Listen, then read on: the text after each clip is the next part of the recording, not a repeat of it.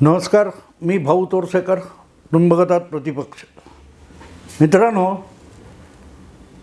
मी तुम्हाला माहिती आहे की जयपूर डायलॉग्सच्या कॉन्क्लेव्हसाठी गेलो होतो, त्यामुळे मधल्या 6 दिवसात काही करू शकलो नव्हतो. पण आता ज्या पद्धतीत आपल्या ग्रामपंचायतीचे निकाल आलेले आहेत ते बघितल्यानंतर त्याचं प्रत्येकजण आपापल्या भूमिकेतून आणि नजरेतून विश्लेषण करतो की जे निकाल आले ते असे का आलेत.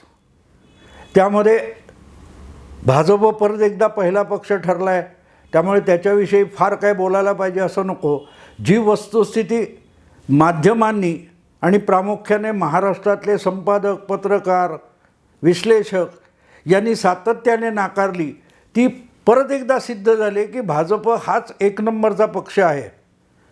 पण गंमत अशी असते की भाजप जिंकला असं म्हणायचं अनेकांना आवडत नाही, आणि त्यामुळे मग वेगवेगळं विश्लेषण सांगताना किंवा भाजप कसा लोकांच्या मनातून उतरला आहे हे सांगण्यासाठी जी वेगवेगळी कारणं शोधली जातात, त्यामध्ये उद्धव ठाकरे यांना मुख्यमंत्रीपदावरून ज्या प्रकारे भाजपने घालवलं त्यासाठी शिवसेनेत फूट पाडली हे जितक्या अगत्याने सांगितलं जातं, त्याच प्रकारे शरद पवार आणि उद्धव ठाकरे या दोघांनी मिळून विधानसभेत थेट मतदाराचा कौल मिळवलेल्या देवेंद्र फडणवीसांच्या तोंडचा घास काढून घेत त्यांना पुन्हा येईन या शब्दासाठी हास्यास्पद बनवण्याच्या नादामध्ये जनमताचा कौल पायदळीत उडवण्याचं जे नाटक झालं होतं त्याबद्दल मात्र माध्यमं बोलवत नाहीत. बोलायचं काय तर उद्धव ठाकरे यांच्याविषयी फार मोठी सहानुभूती आहे. मुद्दा असा असतो ना मित्रांनो, मी नेहमी एक उदाहरण माझ्या व्याख्यानातून आणि देतो की दगडाला शेंदूर फासला की देव होतो. लोक येऊन तो शेंदूर फासलेला दगड ठेवले तिथे डोकं टेकायला लागतात. लोकांची श्रद्धा त्या शेंदूर फासलेल्या दगडावर असते, कारण ती श्रद्धा ही शेंदूर फासलेल्यासाठी असते, दगडासाठी नसते. आणि त्यामुळे लोक आपल्या पाया पडतायत तर पाडून घ्यावं, पाया पडून घ्यावं. पण आपण देव झालोय या भ्रमात त्या दगडाने कधी वागायचं नसतं. ज्या वेळेला तो दगड स्वतःला देव समजून हालचाली करायला लागतो, वागायला लागतो, तेव्हा लोकांना तो देव नसून भुताटकी असं वाटायला लागतं. त्यामुळे लोकांनी, माध्यमांनी कितीही खोटं कौतुक केलं तर झाकली मूठ 1.25 लाखाची. म्हणून जर उद्धव ठाकरे त्यातलं वास्तव ओळखून शहाणपणाने राजकारण करत राहिले असते तर त्यांच्यावर एवढी रडकुंडीला येण्यासारखी पाळी आज आली नसती. तुम्हाला माहिती आहे, गेल्या 16 महिन्यापासून उद्धव ठाकरे आणि त्यांचे सुपुत्र आदित्य ठाकरे उठसूट हिम्मत असेल तर, मर्द असाल तर अशी आव्हानं एकनाथ शिंदे आणि देवेंद्र फडणवीसांना देत होते. हिम्मत असेल तर निवडणुका घेऊन दाखवा, लोकच तुम्हाला तुमची जागा दाखवतील वगैरे वगैरे वाटलेले. संजय राऊतांबद्दल तर काय बोलायला नको, ते तोंडाला येईल ते बरळत असतात. त्यामुळे हिम्मत असेल तर, हिम्मत असेल तर. शिवाय आणखीन एक युक्तिवाद होता, जर तुमच्याकडे फोडाफोडी करून, गद्दारी करून, खोके वापरून इतकं चांगलं बहुमत होतं तर मग राष्ट्रवादी काँग्रेस कशाला फोडली? त्यांचे 40 आमदार फोडून सत्ताधारी गोटात का नेलेत? हिम्मत असेल तर जनतेला सामोरं जा. जनतेला सामोरं जाण्याची वेळ आली तेव्हा उद्धव ठाकरेंची जागा काय आहे ही त्याच जनतेने दाखवून दिली. ज्यांना तुम्ही गद्दार गद्दार गद्दार म्हणून हिणवत होता त्या गद्दारांना मतदार मदतीला आलाय, मतदार मदतीला आलाय. आणि हे सगळं उद्धव ठाकरेंनी चूक केली, उद्धव ठाकरे फसले, उद्धव ठाकरे गाफील राहिले असा खुलासा देता येणार नाही. का खुलासा देता येणार नाही? उद्धव ठाकरेंना गाफील राहण्याची हौस आहे. नाहीतर आपल्याला कोण वास्तव सांगतोय आणि कोण आपल्यासमोर निव्वळ चमचेगिरी करतोय, आमच्यासारख्या यूट्यूबर्सच्या कॉमेंटमध्ये घुसून आम्हाला शिव्या घालायचा, चाटुकार म्हणायचे, यासाठी एक फौज तयार केलेली आहे. रोजच्या रोज सुशील कुलकर्णी असेल, मी असेल, प्रभाकर सूर्यवंशी असेल, अश्विन अघोर असेल, आबा माळकर असेल, त्यांच्या व्हिडिओ खाली येऊन शिवराळपणा करायचा आणि आम्हाला चाटुकार म्हणायचे, पण आम्ही वास्तविक सांगत होतो. आम्ही उद्धव ठाकरेंना धोक्यापासून वाचवत होतो. कोण आहे भाऊ तोरसेकर, कोण आहे ते बाकी सूर्यवंशी आणि सुशील, हे त्या हायवेवर वेगाची गती म्हणजे गाडीचा वेग किती ठेवावा, धोक्याचं वळण आहे, असे जे बोर्ड लागलेले असतात त्यापेक्षा आमची वेगळी काही मान्यता नाही आहे, लायकी नाही आहे. आम्ही धोके दाखवू शकतो पण आम्ही वाचवू शकत नाही. आम्ही धोक्याची जागा दाखवतो. आणि पत्रकारिता किंवा विश्लेषक जे असतात, टीकाकार जे असतात, त्यांचं हेच काम असतं. कोणाचा ॲक्सिडेंट करायचा नसतो आणि कोणाला वाचवायचं सुद्धा नसतं. कारण वाचवणं हे त्या हायवेवरच्या फलकाच्या आवाक्यातली गोष्ट नसते. हा पण इथे धोका आहे, इथे धोका आहे, यासाठी गाडीवानाला त्या रस्त्यावरून जाणाऱ्यांना सावध करणं ही त्या फलकाची जबाबदारी असते. तेवढी जबाबदारी आम्ही टीकाकार म्हणून पूर्ण करत असतो. त्यामुळे आम्हाला चाटुकार म्हटलं की अगदी त्या फलकावर एखादा ड्रायव्हर थुंकला, तू कोण सांगणार आम्हाला की हे वेडं वाकळं वडं नाही आणि इथे धोका आहे, तू कोण सांगणार. 40 लिहिले, आम्ही 80च्या वेगाने जाऊ असं म्हणत कोणी त्या फलकावर थुंकला तर फलकाचं नुकसान होत नाही. फलक जागच्या जागी राहतो. पुढच्या पावसात त्याच्यावर काय थुंकलेलं असेल, पिचकारी मारली असेल, ती धुतली जाते. पण दरम्यान त्या फलकावरची सावधानता जी सांगितलेली असते ती तुम्ही स्वीकारली नाहीत तर तुम्ही पुढच्या क्षणी कुठच्या तरी भयंकर अपघातात सापडत असता. आणि तोच अपघात उबाठा शिवसेनेच्या वाट्याला दुसऱ्यांदा आलेला आहे. कारण ह्या ज्या ताज्या ग्रामपंचायत निवडणुका झाल्या काय 2259 वगैरे अशा, त्यामध्ये जे मूळ 4 पक्ष होते त्याचे आता महाराष्ट्रात 6 पक्ष झालेत.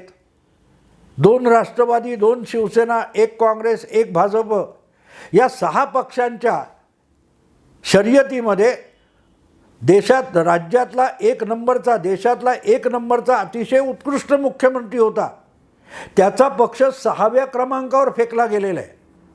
थोडक्यात एक तर असं म्हणावं लागेल की महाराष्ट्राच्या मतदारांना सर्वोत्तम मुख्यमंत्री नको आहे. मीडिया, माध्यमं, पत्रकार आणि चमचे पत्रकार हे जे काही उद्धव ठाकरेंना हरभऱ्याच्या झाडावर चढवत होते त्यांनीच एक प्रकारे उबाठा शिवसेनेला बुडवलेलं आहे. आता मला एक गोष्ट सांगा मित्रांनो, जर खरोखरच उद्धव ठाकरे यांचं मुख्यमंत्रीपद गमावल्यामुळे रस्त्यावरच्या सामान्य मतदाराला इतकी हळहळ वाटली असेल तर मग या ग्रामपंचायती याच्यातून विधानसभेत काय होईल, लोकसभेत काय होईल याचं उत्तर मी बिलकुल शोधणार नाही. ते गैरलागू आहे, गैरलागू आहे. पण पहिली निवडणूक आणि राज्याच्या अनेक भागात, अनेक तालुक्यामध्ये या 2259 ग्रामपंचायतीच्या निवडणुका झाल्या. त्या निवडणुकांमध्ये उद्धव ठाकरे यांच्या पक्षाला जे काय दावे केले जातात त्यानुसार 6वा क्रमांक मिळालेला आहे. 6वा क्रमांक लक्षात घ्या. मग ही वेळ उद्धव ठाकरे यांच्यावर कोणी आणली? त्यांच्याशी दगाफटका केलेल्या एकनाथ शिंदेने आणली का? जर महाराष्ट्रातल्या सगळ्या पत्रकार संपादकांचं आणि विश्लेषकांचं म्हणणं मान्य करायचं तर उद्धव ठाकरेंशी गद्दारी केली म्हणून महाराष्ट्राचा मतदार हा कमालीचा विचलित झालेला आहे आणि त्यामुळे उद्धव ठाकरे यांच्याविषयी महाराष्ट्रामध्ये जबरदस्त एक सहानुभूती आहे, असा जो आभास सातत्याच्या बातम्यांमधून, विश्लेषणामधून, परिसंवादामधून, चॅनेलवरच्या आणि वर्तमानपत्रातल्या लोकांसमोर ठेवला जात होता, तो सामान्य मतदाराने खोटा पाडून दाखवला आहे की आमच्या मनामध्ये उबाठा शिवसेना आणि त्याचे पक्षप्रमुख उद्धव ठाकरे यांच्याविषयी काडीचीही सहानुभूती नाही.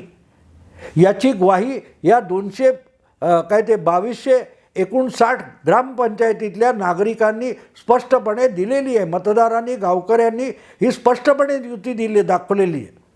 आणि लक्षात घ्या, शंभूराज देसाई असोत किंवा तुमच्या शिंदे गटाबरोबर गेलेले जे आमदार आहेत, अजितदादांबरोबर गेलेले आमदार आहेत, या आमदारांच्या मतदारसंघामध्ये, विधानसभा मतदारसंघामध्ये किंवा तालुक्यामध्ये या कुठे ना कुठे निवडणुका झाल्यात आणि त्याचा असा कुठलाही फटका हा त्या आमदाराच्या मतदारसंघात त्याच्या पक्षाला बसलेला दिसत नाही.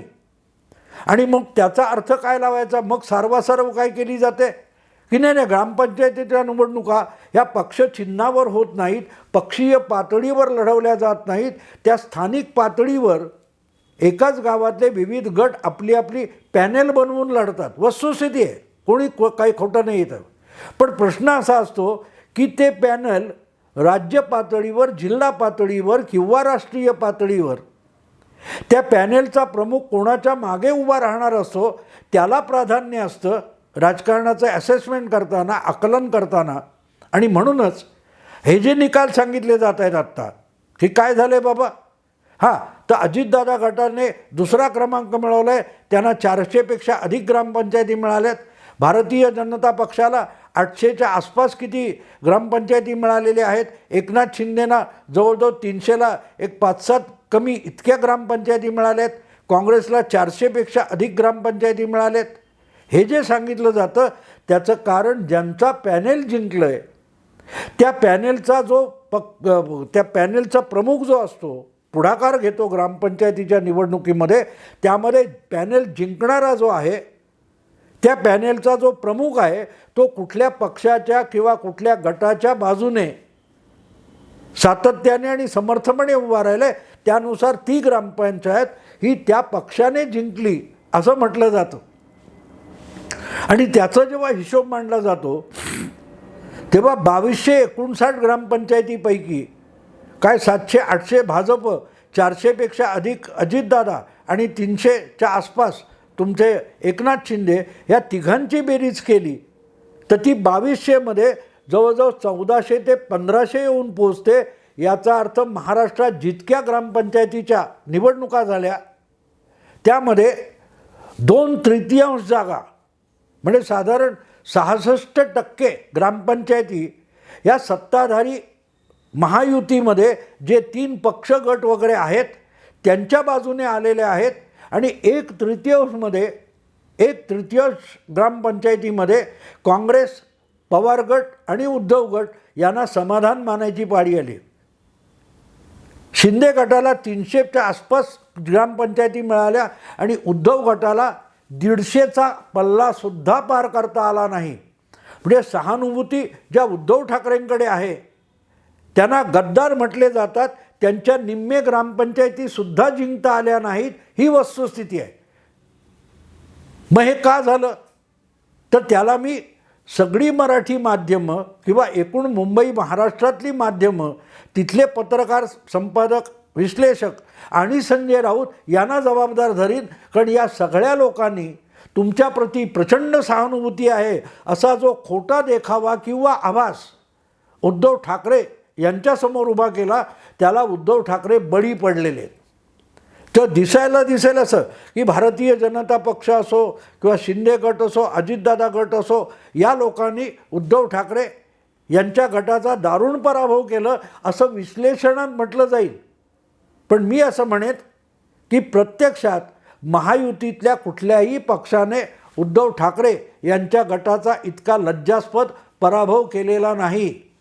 उद्धव ठाकरे यांचा पराभव केला असेल तर त्यांच्या त्या गोतावळ्यामध्ये चमचेगिरी करणारे माध्यमातले पत्रकार आणि विश्लेषक आहेत, त्यांनी उद्धव ठाकरे यांचा घात केलेला आहे. अरे हा काय हायवेवरचा बोर्ड सांगतो अपघाती स्थळ आहे म्हणून, इथे कुठला अपघात वगैरे होत नाही. उद्धव ठाकरे जातात तिथे रस्ता तयार होतो. तेव्हा साहेब अजिबात बिंदास, वळण बिळण बघू नका, तुम्ही गाडी घेऊन जाईल, तिच्या खाली जमीन तयार होईल, तिथे रस्ता तयार होईल, त्यामुळे तुमचा अपघात होऊच शकत नाही.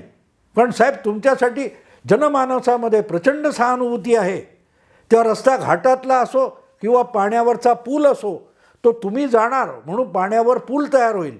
ते काय ते 10 कमांडमेंट्समध्ये तो मोझेस त्या सगळ्या यहुदी लोकांना घेऊन जातो आणि त्या नदीला एक काय म्हणतो नदी थांबते आणि रस्ता तयार होतो आणि त्यातून तो मोझेस घेऊन जातो. तसे उद्धव ठाकरे आहेत. इतक्या टोकाला जाणारं खोटं वर्णन आणि कौतुक जे होत राहिलं आणि त्या सहानुभूतीवर स्वार होऊन उद्धव ठाकरे गेले 16-18 महिने जे राजकारण करत आहेत त्याचा परिपाक आहे. त्यामुळे उद्धव ठाकरेंना शिंदे किंवा अजितदादा किंवा फडणवीस यांनी हरवलं हे मी मान्यच करणार नाही. ते आपलं काम करत राहिले आणि जिंकले. आपण या चमचेगिरीवर आणि खोट्या कौतुकावर राजकारणात जिंकू शकत नाही याचं भान उद्धव ठाकरेंना राखता आलं नाही. त्यामुळे त्यांचा पराभव त्यांचं खोटं कौतुक करणाऱ्यांनी केला हे विसरून चालणार नाही. कारण आमच्यावर किती शिंदे अजितदादा फडणवीस यांचे चमचे चाटुकार असा आरोप व्हायला हरकत नाही, पण त्यामुळे ना आमचं नुकसान झालं ना शिंदे फडणवीस अजितदादांचं नुकसान झालं. नुकसान उद्धव ठाकरेंचं झालं आणि त्या उद्धव ठाकरेंना हा धोका आहे. चमचेगिरी करणाऱ्यांच्या गोतावळ्यातून बाहेर पडा, कान फुंक्यांपासून दूर राहा, तुम्हाला भ्रमात ठेवणाऱ्यांपासून सावध व्हा. हे ओरडून ओरडून सांगणारे आम्ही होतो. आम्ही उद्धव ठाकरेंना सावध करत होतो. त्याला शिंदे फडणवीसांचं कौतुक ठरवणाऱ्यांनी उद्धव ठाकरेंना अधिकाधिक गाफील केलं आणि त्यामुळे वज्रमूठ सभा घेत उद्धव ठाकरे बसले, आव्हान सभा घेत बसले आणि कुठल्या कुठल्या यात्रा काढून सुषमा अंधारेंच्या पल्लेदार वाक्यावर खुश राहिले उद्धव ठाकरे. तिथे उद्धव ठाकरेंचा घात झालेला आहे. या 2259 ग्रामपंचायतीमध्ये किती टक्के आहेत? 10% जरी जागा मिळवल्या, ग्रामपंचायती मिळवल्या, तरी त्या कमीत कमी 225 व्हायला पाहिजे होत्या. पण त्या 10% म्हणजे सुद्धा 225 होत असतील तर 150 म्हणजे 6%. एकूण जितक्या ग्रामपंचायती झाल्या त्यापैकी 6% ग्रामपंचायतीसुद्धा उद्धव ठाकरे जिंकू शकले नाहीत. त्यांच्यापेक्षा शरद पवारांच्या गटाला अधिक ग्रामपंचायती मिळाल्या. त्यामुळे परत एकदा शरद पवार हेच म्हणजे शरद पवारांचा पवार सुळे गट जो आहे तो उबाठा शिवसेनेपेक्षाही वरचढ झाला. अर्थात चमचे आहेत ते चमचे असतात. त्यामुळे आता जे गेले 16 महिने उद्धव ठाकरेंच्या प्रती प्रचंड सहानुभूती आहे असा मुख्यमंत्री देशात, जगात आणि महाराष्ट्रात कधी झाला नाही, अशी चमचेगिरी भाटगिरी करणारे आहे ते आतासुद्धा उद्धव ठाकरे यांचं कौतुकच करतील आणि म्हणतील बघा उद्धव ठाकरेंनी छक्का मारला. 6वा नंबर म्हणजे काय? 6 म्हणजे षटकार. 6व्या क्रमांकावर शिवसेनेला आणली. अरे पण दुसऱ्यावरून 6व्या क्रमांकावर आणणं आणि क्रिकेटमधला षटकार याच्यामध्ये जमीन अस्मानाचा फरक असतो. पण ज्याला फक्त आपली चमचेगिरी भाटगिरी कौतुक ऐकूनच खुश व्हायचे त्या उद्धव ठाकरेंसाठी असले चमचे आणि भाट हे त्यांना अधिकाधिक गाळात घेऊन जाणार आहेत. आणि आजही मी सांगेन की हे सांगताना परत एकदा उद्धव ठाकरे कुठल्या गर्तेत फसलेत ते मी दाखवतोय, तेव्हा त्यांना त्या सुप्तावस्थेतून बाहेर आणण्याचा प्रयत्न करतोय. पण ते ऐकणार पण नाहीत आणि समजून पण घेणार नाहीत. त्यामुळे विधानसभा लोकसभा निवडणुका येईपर्यंत उबाठा शिवसेना अधिकाधिक गाळात गेल्याशिवाय राहणार नाही याविषयी निश्चिंत राहा. जे खरोखर प्रामाणिकपणे उद्धव ठाकरे यांचे अनुयायी असलेले प्रामाणिक शिवसैनिक आहेत त्यांना कमालीचं नैराश्य येणार या लज्जास्पद पराभवातून. तर मी त्यांना आवाहन करीन, तुमच्या नेत्याला त्या कुंभकर्णाच्या झोपेतून जागा करा, चमचेगिरीच्या सापड्यातून बाहेर काढा आणि त्याला वास्तवाचं टॉनिक द्या की आपल्याला मैदानात उतरून काम करावं लागेल. माध्यमामध्ये संजय राऊत किंवा आदित्य ठाकरे किंवा उद्धव ठाकरे यांच्या टोमणे वजा किंवा उपरोधी खुळ्या खोट्या वक्तव्यातून राजकारण जिंकता येणार नाही आणि पर्यायाने निवडणुकासुद्धा जिंकता येणार नाहीत. उद्धव ठाकरे यांचा लज्जास्पद पराभव हा मला आनंद देणारा अजिबात नाही. कोणाच्या तरी विजयाचा आनंद होतो, पण कुठच्याही शक्तिमान संघटनेच्या पराभवाचं दुःख होत असतं. जी शिवसेना बाळासाहेब उद्धव ठाकरेंकडे सोपून गेली होती त्याची धुळधाण पुत्राने आणि नातवाने केली याचा आनंद कधीही होत नाही मित्रांनो. ती संघटना आणखीन पुढल्या टप्प्यावर घेऊन जाणं हे पुत्राचं कर्तव्य असतं. त्या कर्तव्याला उद्धव ठाकरे पारखे ठरले त्याचा बिलकुल आनंद नाही. पण त्याची मीमांसा सोपी आहे की पत्रकार आणि माध्यमांच्या सहानुभूतीने, जी सहानुभूती निवडणुकीच्या मतमोजणीमध्ये मोजली जात नाही, अशा सहानुभूतीवर स्वार झालेले उद्धव ठाकरे होते. त्यांना त्या सहानुभूतीने, खोट्या सहानुभूतीने या ग्रामपंचायत निवडणुकीत बुडवलं. एवढंच या निकालाचं सार आहे. आत्ता इथेच थांबतो. आवडलं लाईक करा, शेअर करा, सबस्क्राईब करा. नमस्कार.